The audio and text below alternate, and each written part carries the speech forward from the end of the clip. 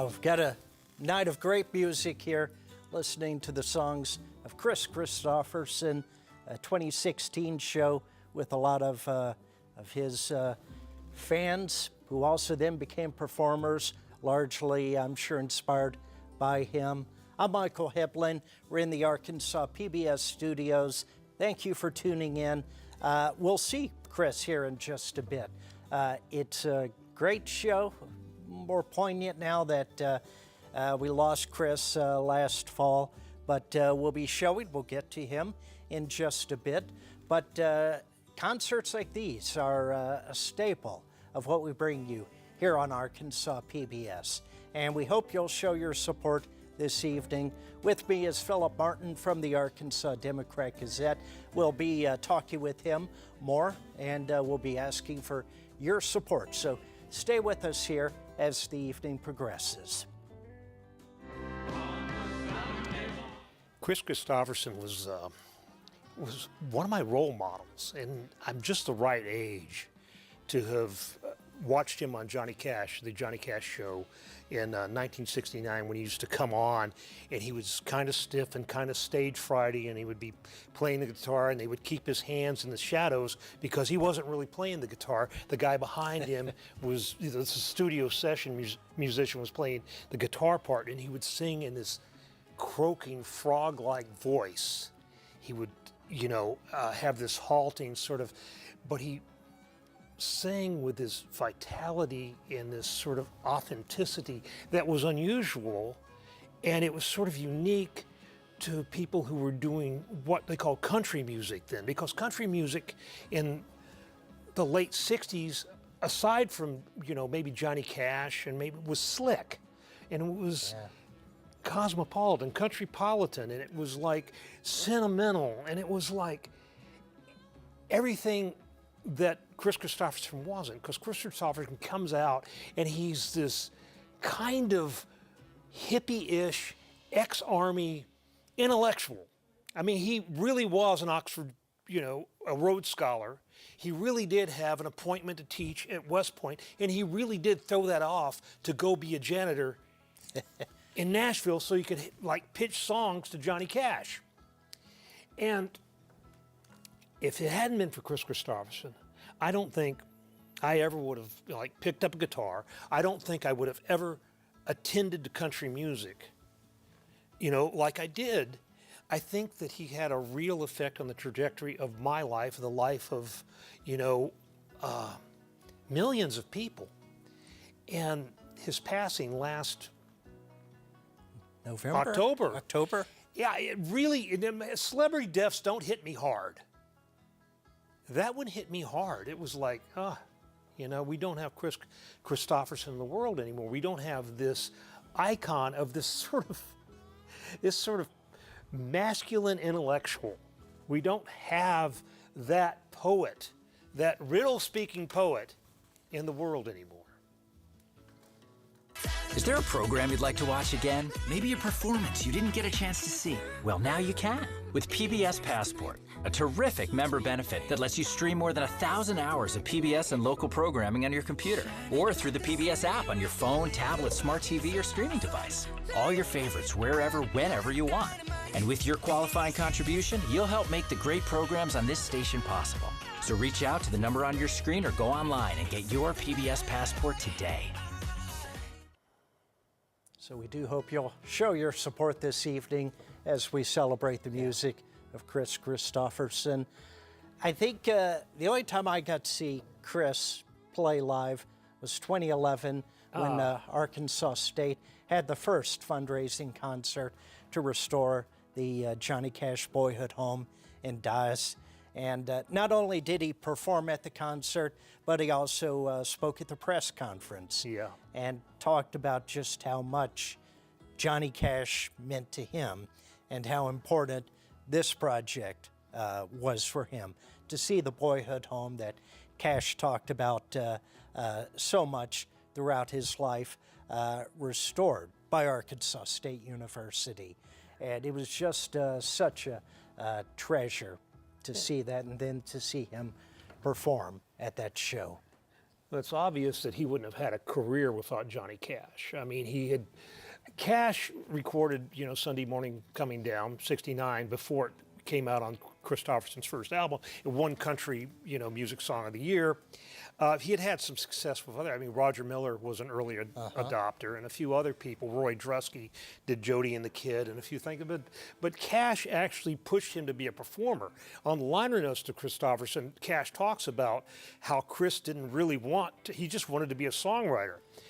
Fred Foster, the guy who started Monument Records, which was Roy Orbison's label, and was not a country label, was a label for folk singers and for Roy Orbison. He signed him, and Kristofferson thought he signed him to a songwriter's contract and was surprised when he told him, boy, you're going to go in the studio, you're going to record these songs. He says, well, it's like me, I sing like a frog. Foster famously told him, yeah, you sing like a frog that tells the truth. And great we lyrics. needed a truth teller. I mean, the country music at that time was very decadent. Like I said, aside from Johnny Cash and a few outliers, Merle Haggard and stuff like that, it was sweet, sugary, Bobby Goldsboro, Honey, that sort of stuff. Kristofferson sort of yanked that whole. He made outlaw country, alt country possible. It is. 1-800-662-2386.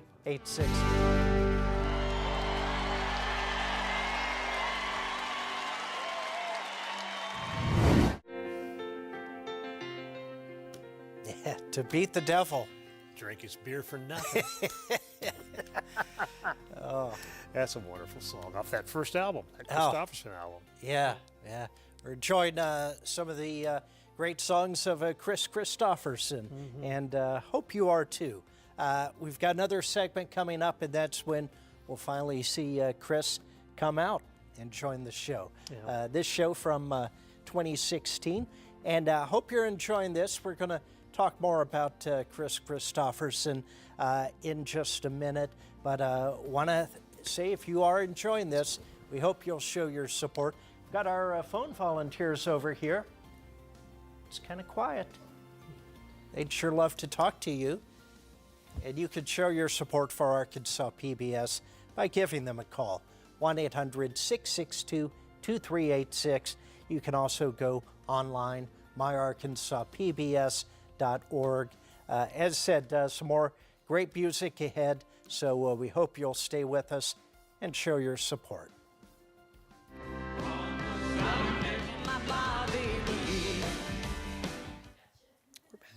So do hope you'll show your support here. I'm Michael Hibblen, and I want to get your story here about you met Kris Kristofferson. Oh, yeah, I almost knocked him over. I actually literally ran into Kris Kristofferson on Bloor Street in Toronto around 2006. I was up there for the Toronto Film Festival, and so was he. And he's walking down the street looking at his phone. I'm walking down the street, and because I'm from Arkansas, I'm pointing at airplanes. Like, golly. I'm looking at, whatever. And we've smacked right into each other. Almost knocked each other down. He grabbed me. He goes, steadied me. And I'm looking, and I look up, and it's like these blue eyes. It's Kris Kristofferson.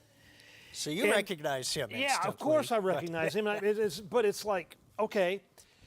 And then an hour later, I walk into the Four Seasons, go to the hotel room, and I interview him about this movie, this Disney movie called Dreamer, which I think starred Elle Fanning. It was one of the Fanning girls. I think it was Elle Fanning. And Kris, there's this recognition, but he was very professional. He talked all about the movie, and we talked a little bit about how Elle Fanning's father had played shortstop for the Travelers, and it was very cordial, interesting, and very bizarre way to meet one of your heroes. It was. Indeed. Well, for you, coming of age during the time Kris first came out, put out that first album, kind of prodded, I probably wasn't paying much attention to that first album, but the second album was the one that was a hit. Because Janis Joplin did Me and Bobby McGee, and they reissued that first album. And then Silver Tongued Devil and I came out, and that was a legitimate hit. And it was very different music than what was on the radio back then. It was very different music than what's on the radio now. You know, Kristofferson had this sort of, I like it. I mean, it's sort of like, I like non-singers like Bob Dylan and Leonard Cohen and everything, but it's not the sort of palatable, you know, radio-ready fare. But he actually was a pop star, like in circa 1971, 1972. It was really interesting to hear this sort of authentic kind of music that it was in a country vein, but it had more of a sensibility, more of a folk pop rock sensibility. It was more like the stuff that you know, the Grateful Dead was doing than what the Statler brothers were doing, you know. And to think that he came up in that Nashville tradition and just sort of turned that town around. And within a couple of years, you know, you have Waylon and Willie and the boys, and you have this sort of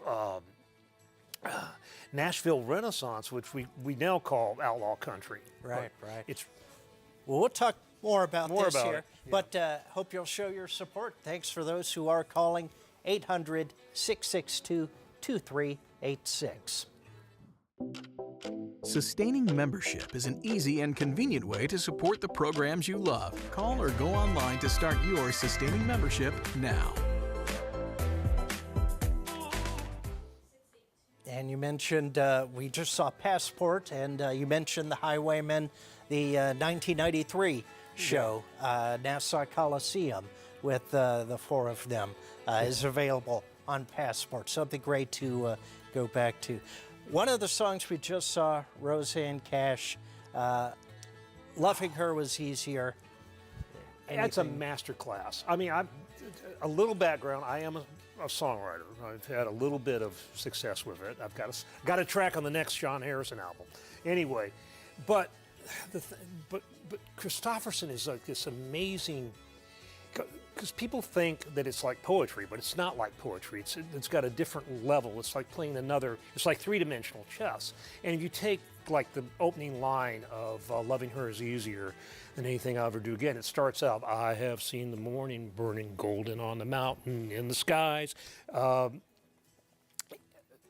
It is aching with the feeling of the freedom of eagles who flies. That's 34 syllables.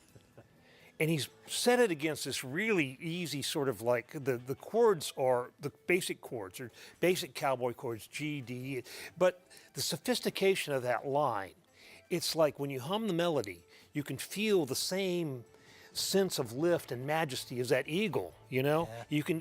That's part of what he's doing. He's set it on this very simple, very singable, because you know, he had like a 6-note range. He did not have this Macy Gay, you know, kind of virtuosic instrument. So he's working with what he has, but it moves, that whole song moves and lifts you up. And when you give it to somebody, just the way all these performers are able to interpret these songs, it just gives them this platform that they can take off of. Well, we're going to get back to it, but hope you'll show your support throughout this broadcast.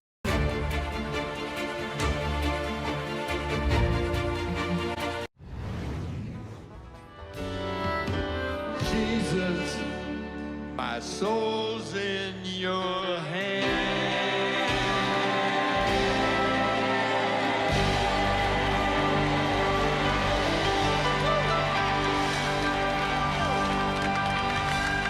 Thank you.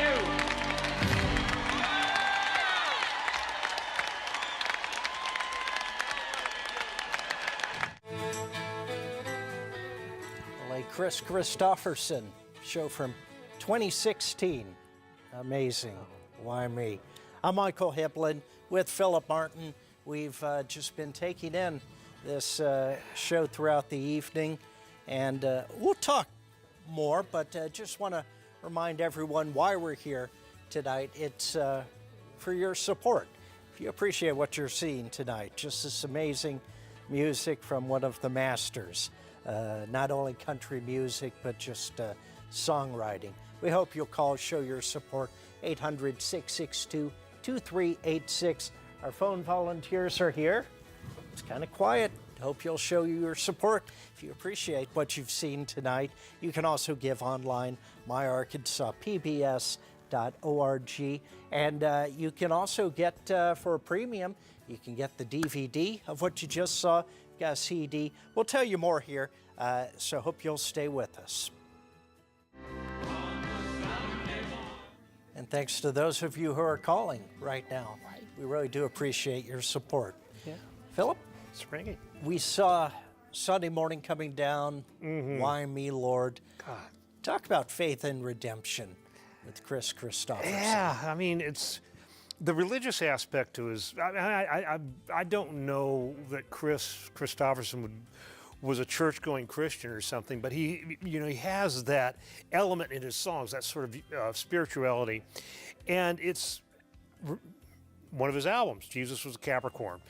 He was sort of in the forefront of this sort of reintegrating religion into popular culture that happened in the 70s, with the Jesus freaks and all that. He's a really important figure in a lot of ways. Not only did he, he sort of made this whole, he was the first country star who wasn't a television star to really become a national figure. I mean, Johnny Cash and Glenn Campbell, yeah, but they had TV shows. After him, he opens Willie Nelson, Waylon Jennings, Dolly Parton. They become these big celebrities after that.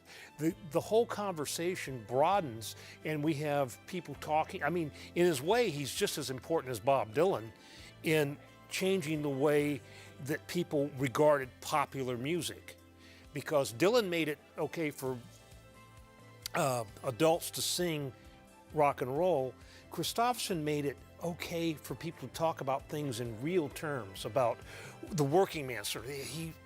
He sort of has this, even though he has this intellectual, almost Keatsian quality to his lyrics, it's still relatable to the working people. It's almost like a Merle Haggard and Kris Kristofferson are real poets. You read their lyrics, they're absolutely poets. Yeah. It's been great watching this show. We had been hearing about, Kris being ill for so long. Yes. So there was a rumor he actually died around 2015 or something, and he came back because they discovered he actually was suffering from Lyme disease. They thought he had Alzheimer's, and it was progressing, and they thought that was all they could do. And he had another 5 years or so. Yeah. Well, we're going to take a quick break here, and we'll continue talking about Kris Kristofferson. Again, the phone number is 800-662-2386, myarkansasPBS.org. Show your support. If you are not already a sustaining member, consider becoming one. Your support does so much to help keep us going. Is there a program you'd like to watch again? Maybe a performance you didn't get a chance to see. So reach out to the number on your screen or go online and get your PBS passport today. And Philip Martin, we were talking a little earlier about his acting career. Yeah, after he just became such a huge music star.